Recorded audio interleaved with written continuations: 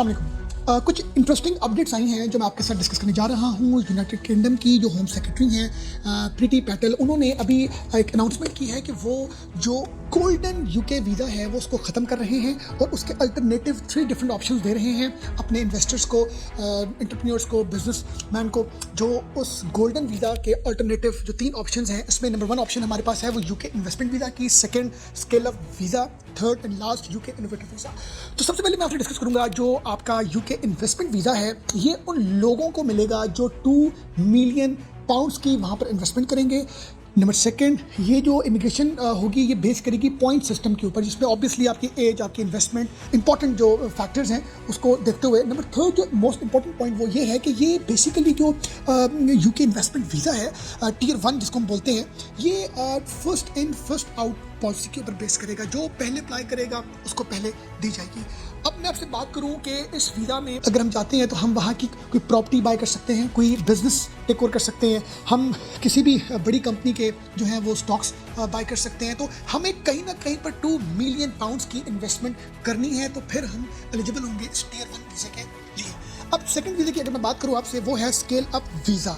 ये visa basically उन लोगों के लिए, उन कंपनीज के लिए, उन इंडिविजुअल्स के लिए जो कोई ना कोई अपना बिजनेस इस्टेब्लिश कर रहे हैं या उसको ओन कर रहे हैं किसी दूसरे कंट्री में, और वो चाहते हैं कि वो अपने इस बिजनेस को का कोई सेटअप बनाए यूके में, या अपनी कोई ब्रांच बनाए या कोई ऐसी फ्रेंचाइज लें। क्योंकि ये बिजनेस मॉडल के लिए कुछ ऐसी रिस्ट्रिक्शंस हैं जो एक आम स्टार्टअप के लिए या एक कम इन्वेस्टमेंट के साथ इसको करना बड़ा डिफिकल्ट है। ये स्केल अप वीज़ा कंपनीज को ज़्यादा अट्रैक्ट करता है, जिसमें इसमें 3 इयर्स के टाइम ड्यूरेशन में हम लोगों को अपनी कंपनी इस्टेब्लिश करनी है। और जब हम कंपनी अपनी इस्टेब्लिश करेंगे यूके में, तो हमें मिनिमम 10 नंबर ऑफ एम्प्लॉइज़ को हायर करना है, उनको जॉब्स देनी है। 20% growth in terms of profits, in terms of revenue हमें यूके गवर्नमेंट को प्रूव करने हैं कि हमारी कंपनी ने minimum 10 number of employees hire किए हैं स्टार्टिंग में, और एवरी ईयर में हम लोग 20% जो है वो ग्रोथ की तरफ जा रहे हैं। इन एनी केस जो है हमें अपने रेवेन्यूज़ को जो है वो ईयरली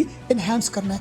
इस 3 इयर्स के अंदर, इन 3 सालों के अंदर हमें अपनी जो बुक्स हैं, हमारी जो बुक्स हैं कंपनी की, वो हमें इस तरह की बनानी है जिसमें एक ग्रोथ हो, कंट्रीब्यूशन हो, एम्प्लॉयमेंट के हवाले से और रेवेन्यू के हवाले से हम लोग एक बेहतर तरीके के रिजल्ट्स देंगे, तो हम स्केल अप वीज़ा की एलिजिबिलिटी को मीट कर सकेंगे।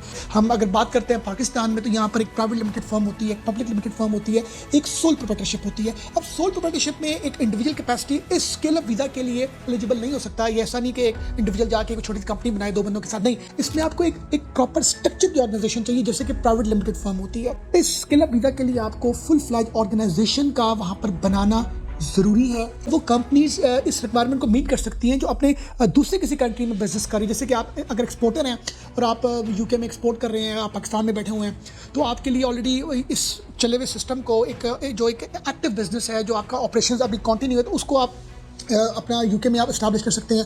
मगर अगर आप फुल फ्लैज एक नया स्टार्ट लेते हैं तो उसमें बहुत एक कॉम्प्लेक्सिटी का सामना आपको करना पड़ सकता है, क्योंकि आपको बहुत ह्यूज इन्वेस्टमेंट के साथ, एक बड़े सेटअप के साथ ऑर्गेनाइजेशन चलाना आपके लिए मुश्किल होगा। तो हमें स्केल अप वीज़ा के हवाले से उन्हीं लोगों को, उन इंडिविजुअल्स को, उन बिजनेसमैन को स्टेप होना चाहिए जिनका ऑलरेडी कोई ना कोई सेटअप पाकिस्तान में है। अब मैं बात करूँगा आपसे थर्ड जो हमारा वीज़ा कैटेगरी है, वो कैटेगरी है जो सबके लिए बड़ी अट्रैक्टिव है, क्योंकि उसका जो नाम है वो है यूके इनोवेटिव वीज़ा। इसमें कोई ऐसी रिस्ट्रिक्शंस नहीं है, कोई ऐसी बाउंडिंग्स नहीं है कि आपको बहुत बड़ी इन्वेस्टमेंट करनी है मिलियन पाउंड की, ना इसमें स्केल अप वीज़ा की तरह आपको बड़ी ऑर्गेनाइजेशन बनाने की जरूरत है, 10 number of employees, minimum visa requirement नहीं है, रेवेन्यू आपने शो नहीं करना। ये एक ऐसा इनोवेटिव वीज़ा है जो वीज़ा हमें फैसिलिटेट करता है, हेल्प करता है कि हम कोई भी इंडिविजुअल अपना कोई छोटा सारा स्टार्टअप, अपना बिजनेस एस्टैब्लिश कर सकता है यूके में। कोई शख्स अगर रियल एस्टेट का बिजनेस कर रहा है और वो यूके इनोवेटिव वीज़ा में अप्लाई करता है, तो उसके चांसेस ब्राइट नहीं होंगे, क्योंकि ये जनरल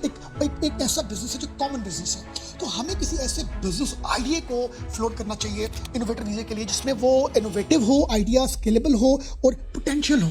अब अगर आप रियल एस्टेट में कोई किसी ऐसी ऐप डेवलपमेंट से रिलेटेड कोई ऐसा कोई प्रपोजल बना के जाते हैं, तो ये भी डिफरेंट चीज़ होगी। इस वीज़ा में जो कुछ ऐसे बेनिफिट्स हैं कि ये वीज़ा 5 इयर्स तक वैलिड होता है और 5 इयर्स के बाद आप इसको आगे एक्सटेंड भी कर सकते हैं अपनी परमानेंट रेजिडेंसी से रिलेटेड। अगर आप 5 इयर्स में ग्रोथ करते हैं और 5 इयर्स में आप किसी न किसी बिजनेस को वहाँ पर इस्टेब्लिश कर लेते हैं तो उसके बाद आप उसको परमानेंट सेटलमेंट के लिए भी अपने केस को आप अप्लाई कर सकते हैं। इसके साथ फैमिली रह सकते हैं अपने मेन एप्लीकेंट के साथ। तो ये 3 डिफरेंट जो कैटेगरीज मैंने आपके साथ डिस्कस की हैं, ये बड़ी गोल्डन अपॉर्चुनिटी हैं उन लोगों के लिए जिनके पास ह्यूज इन्वेस्टमेंट है और या जिनके पास कोई ऐसी कंपनी का सेटअप है पाकिस्तान में जो अपनी कोई ब्रांच या उसकी एक्सटेंशन से रिलेटेड वो चाहते हैं कि वो यूके में अपना बिजनेस स्टैब्लिश करें। नंबर 3, कोई भी ऐसा शख्स जिसके पास कोई यूनिक आइडिया है, कोई बेहतर बिजनेस प्रपोजल है। तो ये 3 जो डिफरेंट कैटेगरीज हैं वीज़ाज़ की, ये सब इंडिविजुअल्स को कैप्चर कर रही है। तो मेरा ख्याल है कि हमें इस जो भी लोग बाहर मूव करना चाहते हैं यूके में, वो इन 3 डिफरेंट वीज़ा में अगर अप्लाई करते हैं तो उनको वीज़ा मिलने के बड़े ब्राइट चांसेस हैं। Thank you very much for watching us.